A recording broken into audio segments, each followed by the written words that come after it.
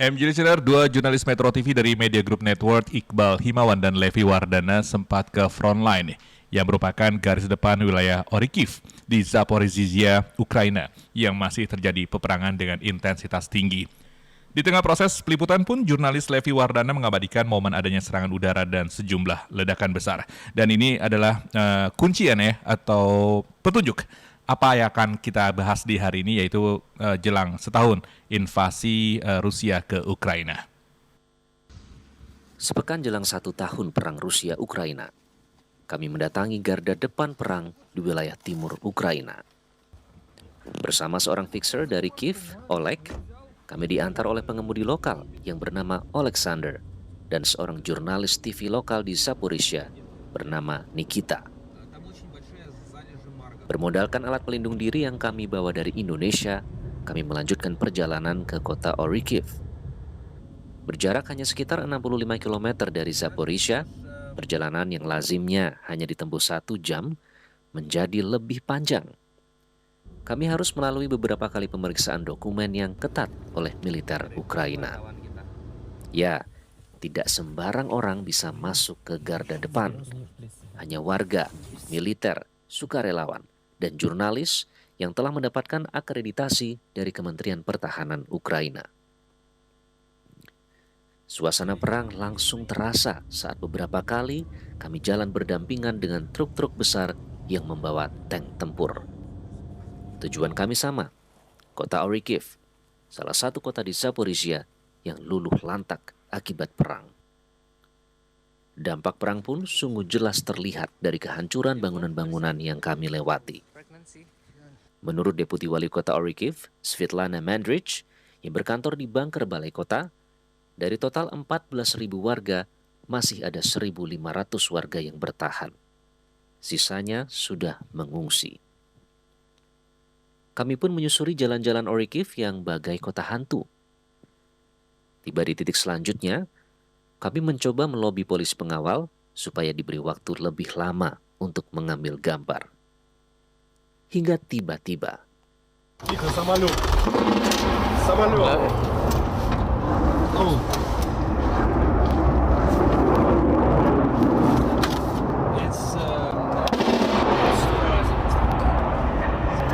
sekarang kita di lapis baja, baru saja kita mendengarkan suara ledakan yang cukup kencang. Давайте, ну так выше. Давай, выходим. Быстро. Kita dengar itu. Quickly.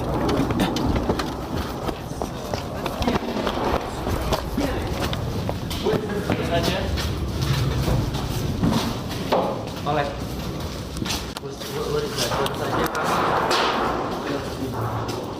Roll terus ya, Oleh. Oh ya, saya roll terus. What is that, sir? What is that? Aircraft. Давай, наверное, в подвал. За мной в подвал. Подвал? Так, quickly. Побежали. Come on.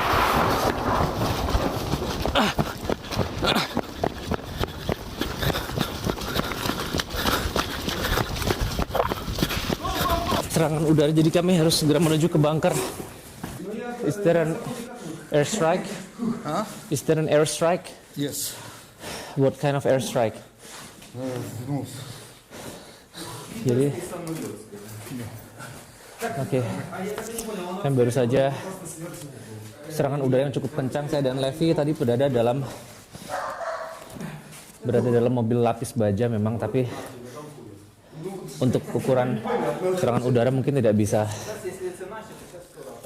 tidak cukup aman, sehingga kami bersama petugas yang mengawal kami, bersama petugas kepolisian segera berlari menuju ke bunker.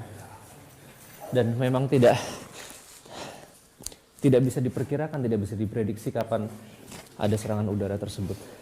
Ledakan banyak, dan yang kita dengar itu seperti pesawat tempur militer Rusia atau Ukraina. Yang jelas di lokasi ini memang termasuk front line yang jaraknya hanya 5-10 km dari lokasi pertempuran.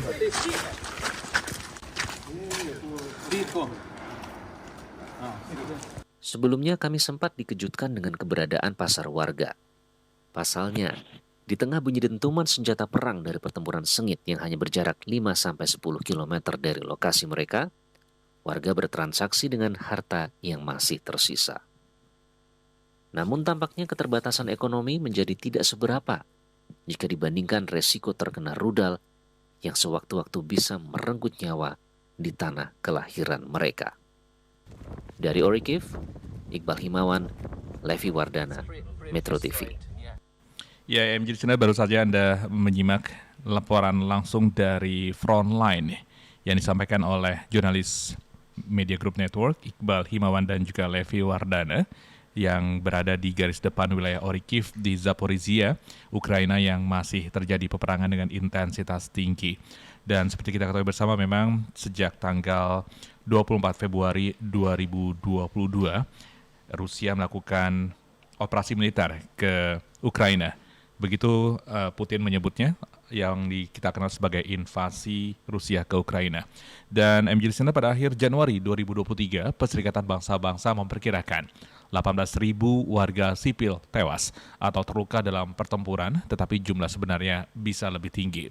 Tanggal 24 Februari 2023 atau sekitar 3 hari lagi, ini menandai setahun invasi Ukraina dan Rusia. Kala Presiden Rusia Vladimir Putin memerintahkan invasi pada 24 Februari 2022. Ia memulai perang yang menewaskan ratusan ribu orang, memporak-porandakan kota, dan melemahkan perekonomian global. Perang yang diprediksi Putin hanya terjadi beberapa jam saja telah berlangsung hingga setahun dan belum kelihatan akhirnya. Sampai kapan perang ini bisa reda atau berdamai? Kita tentunya akan membahas di Morning Session with Bang Nuim Hayat dari Melbourne, Australia. Dan yang jelas kita masih terus untuk bisa berharap bahwa peperangan ini atau invasi Rusia ke Ukraina ini akan segera berakhir ya, MJ listener. Karena memang sudah setahun dan juru bicara Kremlin bahkan kita ketahui bersama pada tanggal 23 hingga 27 September ini ada 4 wilayah di Ukraina yang melakukan referendum dan memilih masuk ke Rusia, yaitu dari Kherson, Zaporizhia, dan 2 sebelumnya yaitu Luhansk dan Donetsk. Dan Bang Nuim, ini kita sudah bukan hampir ya, tapi jelang beberapa hari setahun invasi Rusia ke Ukraina.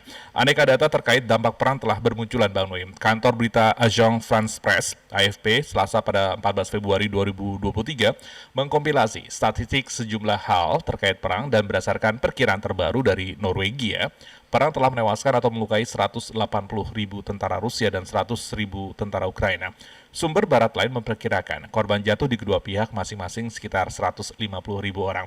Ini ibarat seakan tak ada habisnya peperangan ini, Bang Muin. Dan yang saya paling ingat adalah ketika Bang Muin mengatakan bahwa prediksi Rusia kalau perang atau invasi Rusia ke Ukraina ini hanya beberapa minggu atau beberapa bulan saja, bahkan sekarang sudah hampir setahun.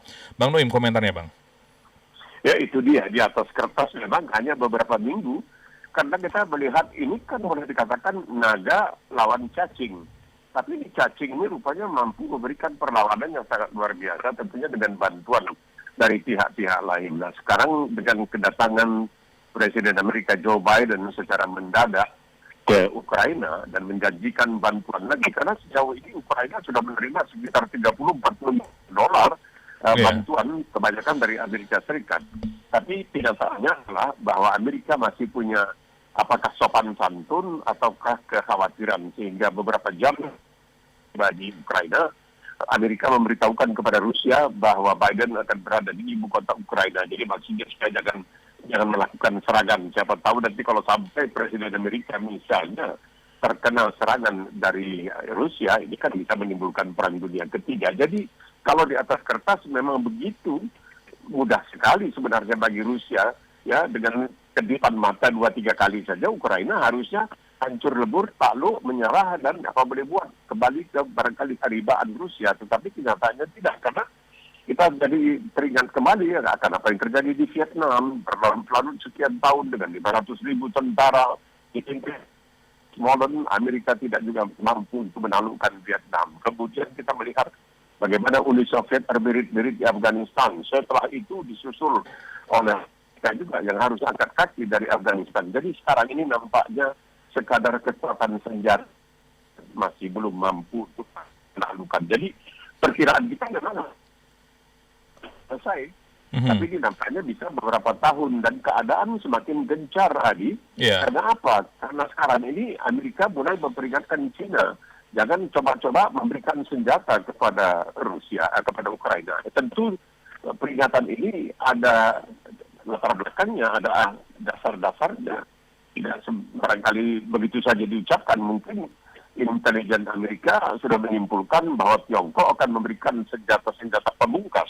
Karena itu ditekankan bukan hanya senjata biasa, barangkali senjata biasa mungkin Barat akan memejamkan mata lah, tiba-tiba akan dipicingkan begitu kira-kira. Tapi kalau senjata pemungkas ini akan menimbulkan kerusakan dan korban yang terlalu besar untuk Ukraina dan akan mempermalukan Barat, NATO, Amerika karena tidak sanggup untuk mencegah agar itu juga sampai terjadi. Dan dengan ini Tiongkok juga merasa sangat terpukul dan marah sekali. Sekarang ini kalau tidak salah saya Menteri Luar Negeri Tiongkok berada di Rusia, di Moskow. Apakah maksudnya untuk menyadarkan Rusia agar kembali pergi atau perundingan, ataukah barangkali akan mengatakan kepada Rusia lanjutkan apa yang telah kamu lakukan. Karena ini akan ada pelajaran yang bagus sekali untuk Tiongkok dan Taiwan. Oke, Bang Noim, dengan kunjungan dadakan Biden ke Ukraina dan kemudian memberikan janji bantuan sebesar 7,5 triliun rupiah ini, apakah sudah sebegitu vulgarkah dukungan-dukungan dari pihak Barat ke Ukraina? Karena sebelum-sebelumnya kan masih ragu-ragu untuk memberikan bantuan secara vulgar seperti itu, Bang Noim. Tidak tahu kita, karena apa yang dilakukan oleh Joe Biden sendiri tidak direstui secara keseluruhan oleh mereka di Amerika, terutama orang-orang Amerika garis kanan yang mengatakan untuk apa Biden ke Ukraina karena dia punya banyak masalah di Amerika Serikat sendiri yang harus dia selesaikan. Jadi seakan-akan kenapa anak beruk ya, di hutan disusui, anak kandung diterlantarkan, begitu kira-kira. Jadi kelihatan bahwa Amerika juga merasa barangkali sangat prihatin dengan apa yang sedang terjadi. Karena keporak-porakan kecentang perenangan yang telah terjadi di Ukraina itu sangat luar biasa. Kita hanya melihat barangkali dari segi peperangan, kita tidak mempertimbangkan segi alam lingkungan, segi kemanusiaan, keracunan yang terjadi dan lain sebagainya yang bisa barangkali sehari semalam ya jadi sekarang di Ukraina. Keadaan di Ukraina sekarang ini rasanya menjelang musim semi karena kami sedang mempersiapkan diri untuk melancarkan serangan besar-besaran banyak halangan hambatan dari alam karena dan lain sebagainya. Ya, tetapi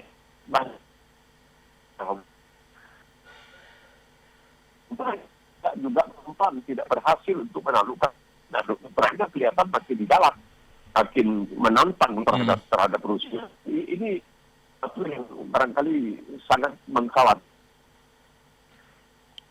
pengamat. Kalau sampai berpihak kepada Rusia, maka ini sudah berarti suatu pencanangan bahwa perang dunia akan terjadi. Betul sekali. Kita berharap sih sebenarnya tidak ingin terjadinya perang dunia selanjutnya, karena sebenarnya kan juga Zelensky sendiri di akhir tahun 2022 kalau saya tidak salah itu sudah menawarkan sekitar 10 poin perdamaian untuk Rusia.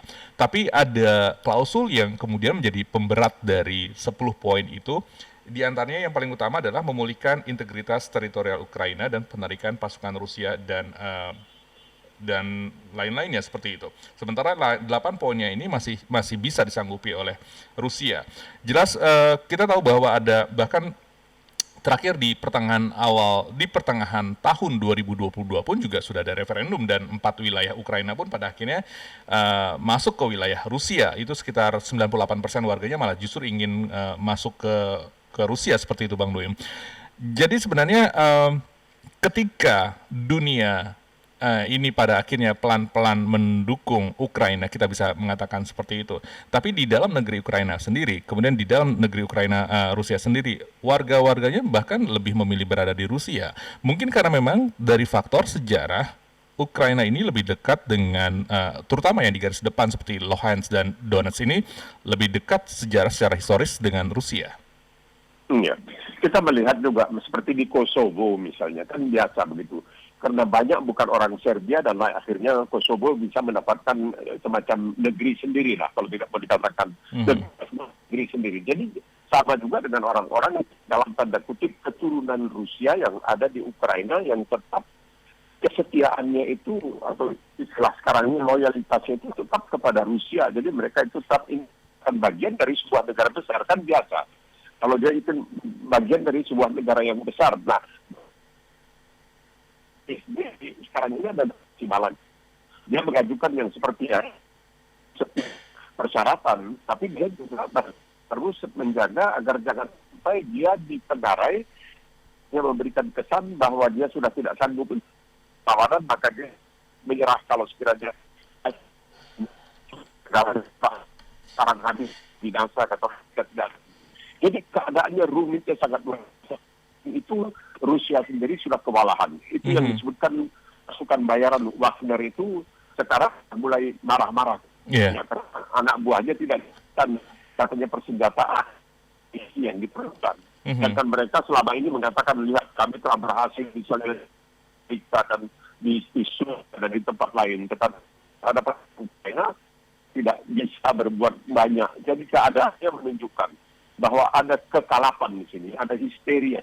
Sementara itu kita lihat dari segi Tiongkok juga kok menuduh Amerika persoalan balon, tapi sekarang tidak mau minta maaf. Dan jadi keadaan makin tegang. Kemudian dari pihak aja yang salah menggunakan istilah mengatakan Taiwan, Tiongkok tidak terima, bisa dan Taiwan tidak bisa. Taiwan itu bagian dari Tiongkok. Jadi katakan mengatakan Indonesia tak bisa, karena itu bagian dari Republik Indonesia. Seperti bisa menimbulkan kemarahan. Jadi memang keadaan sudah sangat meruncing. Jika kita betul-betul benar nanti pada tanggal 24 yang hanya tinggal 3 hari lagi, Rusia akan melakukan sesuatu kejutan. Ataukah Rusia akan menunggu sampai tibanya musim semi operasi baru. Jadi keadaan ini menjadi betul-betul centang tren. Dan kita melihat keadaan sendiri di Ukraina, Hadi. Iya, karena memang Bang Nuim, di atas kertas memang tadi kita banyak orang atau banyak pengamat memperkirakan bahwa invasi ini adalah pasti akan dimenangkan oleh Rusia, tapi ternyata di atas kertas iya, tapi kemudian di lapangan sendiri ini sudah hampir setahun gitu kan. Bahkan tentara Ukraina kerap menggunakan istilah umpan meriam untuk menggambarkan bagaimana tentara Rusia ini menemui ajal di garis depan pertempuran. Banyak di antara mereka ini peserta wajib militer yang tidak terlatih, terutama menghadapi pasukan Ukraina yang bertekad mempertahankan negaranya. Lainnya adalah tentara bayaran seperti tadi Bang Nuim sampaikan yang direkrut Rusia menjadi jajaran kelompok milisi Wagner. Tapi menurut data Institute for the Study of War yang berbasis di Amerika Serikat, Bang Nuim, pasukan Rusia ini kini hampir seperlima wilayah Ukraina menguasai. Pendapat Bang Nuim? Percuma. Ini kan tidak mungkin. Kemudian mereka menguasai apa? Menguasai daerah lantak orang dia.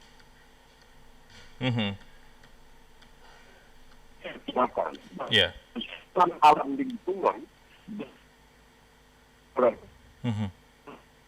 Oke, Bang Noim, ini kita terkendala terkait dengan sinyal. Kita coba untuk menghubungi Bang Noim kembali sampai kemudian percakapan kita, dialog kita terkait dengan setahun jelang invasi ini bisa kembali clear. Dan MJ Listener, kita akan rehat sejenak sambil kita berupaya untuk memperbaiki jaringan komunikasi kami antara Jakarta dan Melbourne. Masih tetap bersama kami di Morning Session with Noim Hayat.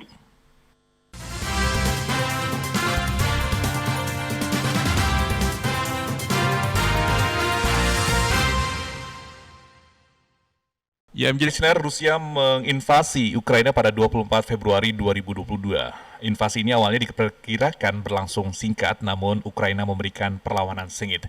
Pada awal invasi, Rusia secara meyakinkan mendorong pasukannya untuk terus masuk ke Ukraina, bahkan ibu kota Kiev langsung menjadi sasaran utama dengan harapan perang berlangsung singkat. Namun seiring berjalannya waktu, Ukraina ternyata menolak untuk menyerah lebih cepat. Dengan bantuan persenjataan dari Amerika Serikat, CS tentunya, Kiev mampu memberikan perlawanan berarti terhadap Moskow.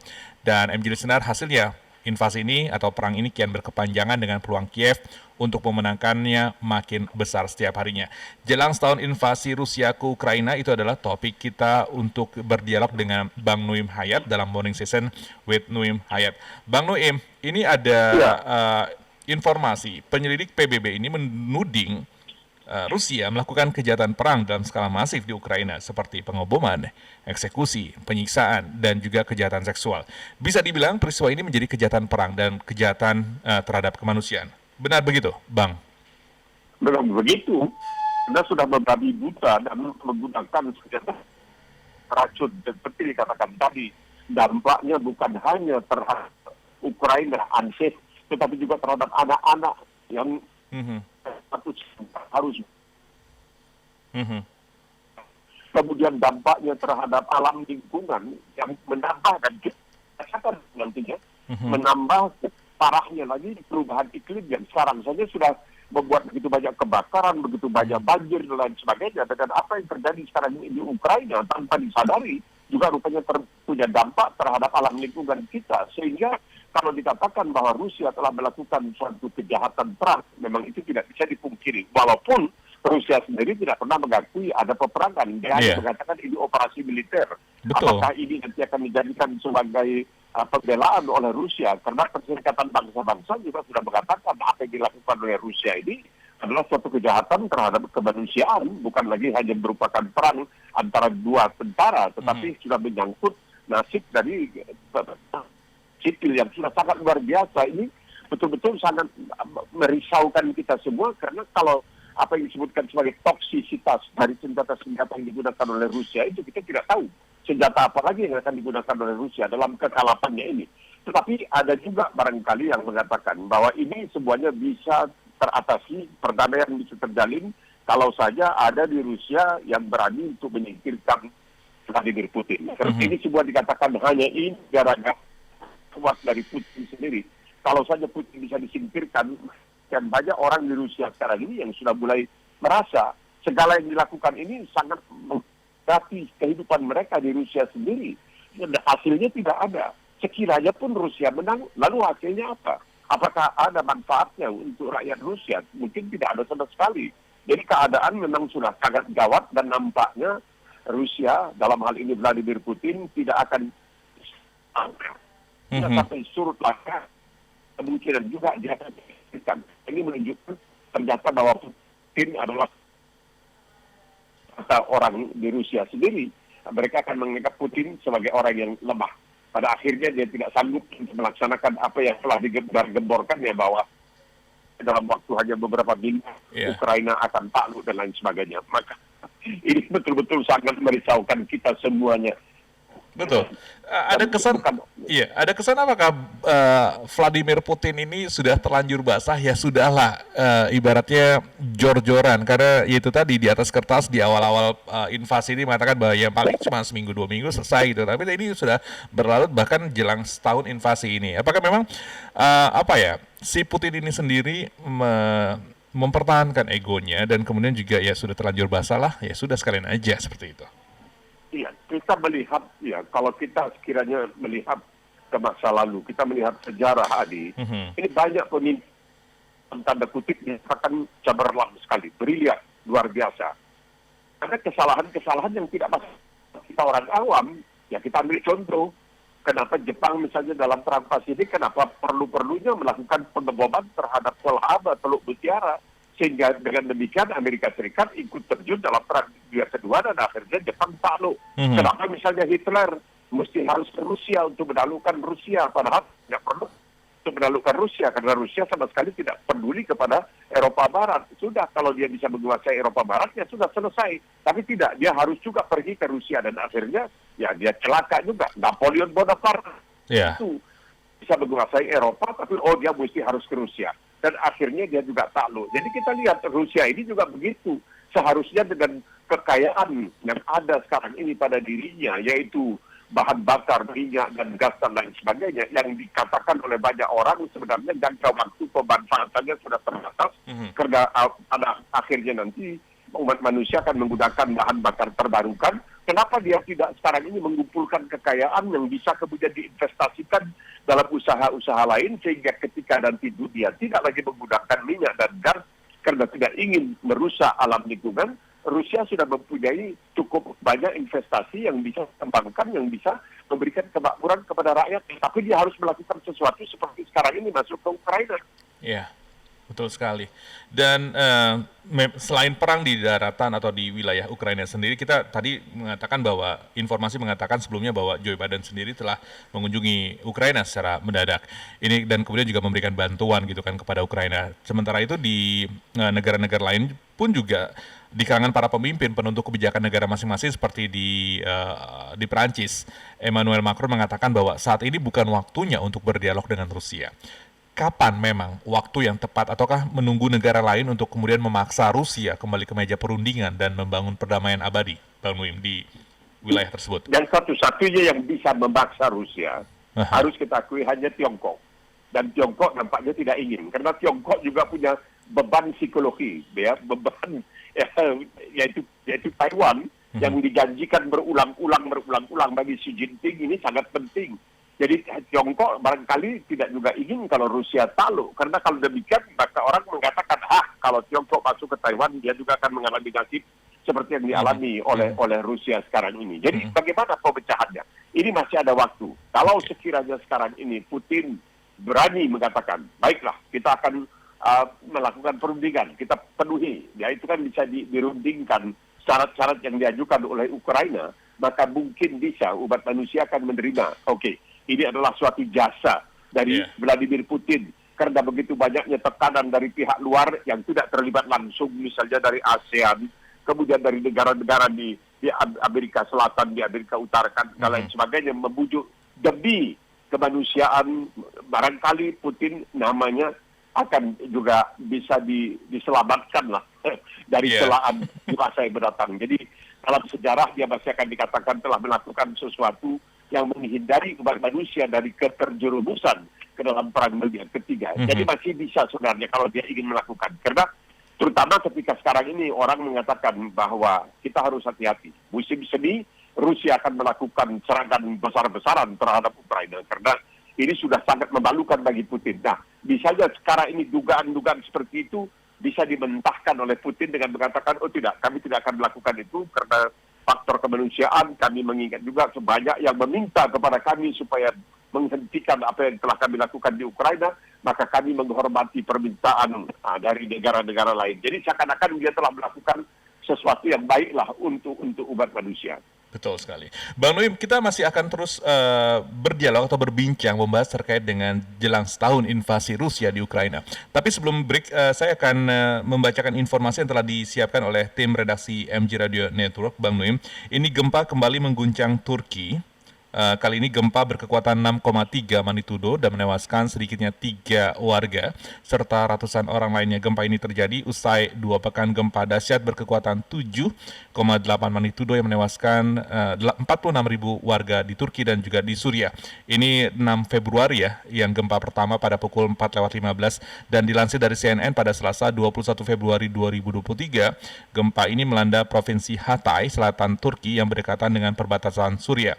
Hatay juga merupakan wilayah yang terdampak cukup parah saat gempa 2 pekan lalu. Menteri Dalam Negeri Turki, Süleyman Soylu, mengatakan bahwa pusat gempa tersebut ada di distrik Defne. Setelah gempa utama terjadi pula 26 gempa susulan. Itu tadi informasi di Morning Session with Nuim Hayat. Kita ketahui bersama bahwa Erdogan sendiri telah menyatakan bahwa Turki menetapkan sebagai gempa ini sebagai bencana darurat dan selama 3 bulan terhadap 10 provinsi di wilayah Turki bagian selatan sejak gempa Turki terjadi pada 6 Februari lalu.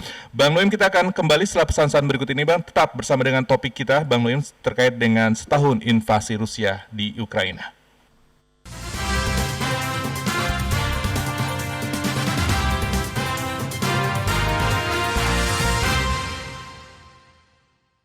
Masih di Morning Session with Nuim Hayat di hari ini, Selasa ya, Selasa tanggal 21 Februari 2023. Masih dengan Bang Lim Hayat. Kita bahas masih soal invasi, jelang setahun invasi Rusia ke Ukraina. Bang Lim tadi, Bang Lim sempat menyinggung soal peranan Tiongkok yang mungkin bisa jadi penengah atau bisa menjadi pembuka peluang perdamaian di wilayah tersebut. Tapi kemudian ini yang disampaikan dari Menteri Luar Negeri Amerika Serikat, Antony Blinken, memperingatkan justru ke Menteri Luar Negeri China, Tiongkok, Wang Yi tentang konsekuensi yang dapat diterima jika China memberikan dukungan material untuk invasi Rusia ke Ukraina. Blinken mengatakan dalam sebuah wawancara setelah bertemu dengan Wang Yi membahas kekhawatiran Washington bahwa Beijing sedang mempertimbangkan memasok senjata ke Moskow. Ini gimana, Bang? Ada kesan tidak adil. Amerika sudah terang-terangan vulgar kunjungan Biden ke Ukraina dengan memberikan bantuan gitu kan. Tapi kemudian ketika Washington membaca ada sinyalir Beijing sedang mempertimbangkan memasok senjata ke Moskow, justru sudah diperingatan terlebih dulu nih oleh Menteri Luar Negeri Amerika Serikat.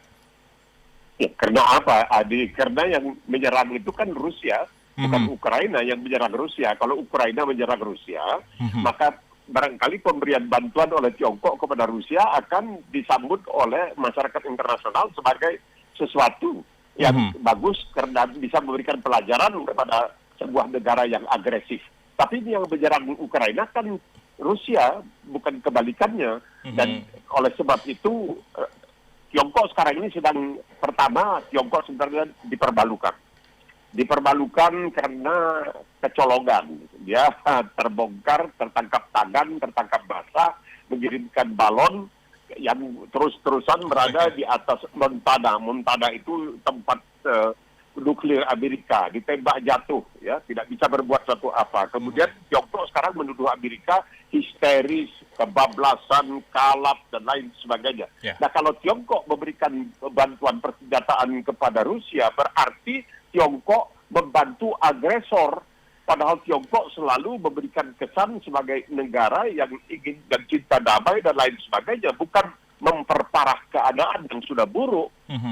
Jadi mesti dilihat dari segi itu, dan Tiongkok harus berpikir berkali-kali, meskipun ada persamaan antara Tiongkok dengan Rusia, tetapi Tiongkok juga berpikir, kalau sekiranya terjadi sesuatu antara Tiongkok dengan Amerika, bisakah Tiongkok mengandalkan bantuan Rusia? Apa yang bisa diberikan oleh Rusia? Melawan Ukraina saja babak belur dia, ngos-ngosan istilahnya. Dalam berhadapan dengan Ukraina saja Rusia udah ngos-ngosan, sehingga barangkali Tiongkok bisa mengharapkan mungkin Korea Utara lah bisa dibujuk untuk melepaskan beberapa senjata nuklirnya. Tetapi tidak dari Rusia. Yang itu kan logikanya begitu. Yeah. Oleh sebab itu Tiongkok sekarang ini katanya Menteri Luar Negeri Wang Yi yang seperti Adi katakan berada di Moskow. Semoga barangkali Tiongkok bisa meyakinkan Rusia. Sudahlah, kamu sudah menunjukkan ya kemarahan kamu, udahlah selesai. Jangan diperpanjang lagi, karena ini tidak akan selesai begitu saja, karena negara-negara barat lainnya akan terus membantu Ukraina. Bayangkan, Adi, bagaimana seorang presiden Amerika Serikat, meskipun secara diam-diam, tetapi beberapa jam sebelum mendarat di Ukraina, memberitahukan kepada Rusia, berangkat ke Ukraina, itu kan menyambung nyawa namanya, berani-beraninya menyambung nyawa, sekiranya ada peluru kendali yang terlepas. Peluru kendali itu mengenai pesawat kepresidenan Amerika. Nah, ini kan akan mencetuskan perang dunia ketiga karena presiden Amerika ditembak oleh Rusia. Jadi oleh sebab itu Amerika memberitahukan kepada Rusia jangan sampai terjadi dalam tanda kutip kecelakaan. Jadi keadaan makin ruwet. Oleh sebab itu saya pikir Tiongkok akan mengatakan kepada Rusia, sudahlah, selesai, berunding, jangan lagi bikin macam-macam. Pasti Rusia akan mendengarkan apa yang disampaikan oleh Tiongkok. Betul. Point of interest-nya di Rusia. Kalau Rusia agak sedikit melemah, kemudian juga mempertimbangkan usulan-usulan dan juga ya Rusia juga masih harus melihat tekanan-tekanan dari dunia luar seperti itu kan. Bagaimana juga kemudian kondisi dalam negerinya dan warga negaranya mungkin juga tidak jauh lebih baik dari kondisi sebelumnya seperti itu. Bahkan juga Menteri Luar Negeri Amerika Serikat bahkan mencoba membaca sinyalir atas bantuan Tiongkok ke Rusia seperti itu. Jadi kalau misalkan dunia barat justru bersekutu untuk kemudian mengisolasi Rusia, kemudian juga ada bantuan dari negara lain yang non-barat ini yang ingin membantu Rusia pun juga sudah dijegal ibaratnya oleh pemerintah Amerika Serikat. Posisi Rusia dan nasibnya si Putin ini bagaimana, Bang Nuim, ke depannya? Kalau memang misalkan pada akhirnya semua negara jor-joran, kita berandai-andai lah, negara jor-joran semuanya membantu Ukraina gitu kan pada akhirnya gitu kan, karena Ukraina sendiri yang diinvasi dan menjadi korban seperti itu dan aktor perangnya justru kemudian sekarang dituding adalah Rusia. Ini gimana nasibnya Rusia nanti? Apakah akan seperti Uni Soviet waktu dulu seperti itu? Kalau di Soviet waktu dulu lain lagi ceritanya, meskipun harus angkat kaki terbirit-birit dari Afghanistan, orang masih punya rasa segan lah. Kalaupun tidak hormat, rasa segan. Tapi sekarang kelihatan apa yang dilakukan oleh Putin, ini kesalahan, semua kesalahan dikatakan ini ada masalah pada Putin sendiri. Putin punya syahwat yang tidak benar dan lain sebagainya dan sebagainya. Ini Putin yang dituding, sehingga orang mengatakan, mau selesai ini dalam sekejap mata, singkirkan Putin. Pasti ini semua akan selesai. Karena di Rusia sendiri, orang sudah merasakan akibat, bukan saja akibat ekonomi, bukan saja akibat di peperangan, tapi malunya itu sangat dipermalukan dengan apa yang terjadi di Ukraina, bahwa Putin tidak bisa berbuat apa-apa. Rusia yang selama ini dikatakan sebagai satu-satunya yang bisa berhadapan dengan Amerika Serikat atau dengan NATO, tidak bisa melakukan apapun terhadap Ukraina. Oleh sebab itu, ini memberikan kesempatan yang sangat baik kepada Tiongkok untuk memainkan peranannya sebagai juru damai. Bayangkan, kalau Tiongkok berhasil, bagaimana orang akan menganggap Tiongkok sebagai betul-betul negara jempolan yang menggunakan kekuatannya demi keselamatan umat manusia. Bayangkan, itu akan betul-betul sangat mempengaruhi umat manusia, dan nama Tiongkok bukan hanya sebagai pusat manufaktur yang selama ini dikatakan Tuhan menciptakan langit dan bumi yang selebihnya buatan Tiongkok, tetapi juga berhasil untuk mendamaikan umat manusia sekaligus menyelamatkan umat manusia dari malapetaka Perang Dunia Ketiga yang notabene adalah perang nuklir. Ini kesempatan luar biasa yang diberikan oleh Putin kepada Tiongkok. Tapi kita lihat apakah Tiongkok berani memainkan peranan sebagai juru damai. Kita harapkan Tiongkok berani. Ya, Tiongkok berani dengan mengatakan kepada Rusia, sebenarnya apa yang kami lakukan untuk mendamaikan kamu dengan Ukraina ini adalah juga untuk menyelamatkan muka kamu dari malu yang sangat luar biasa. Bang Nuim, yakin konflik makin sulit ditengahi atau justru sekarang juga sudah terbuka pintu untuk perdamaian? Kita akan bahas Bang Nuim setelah pesan-pesan berikut ini.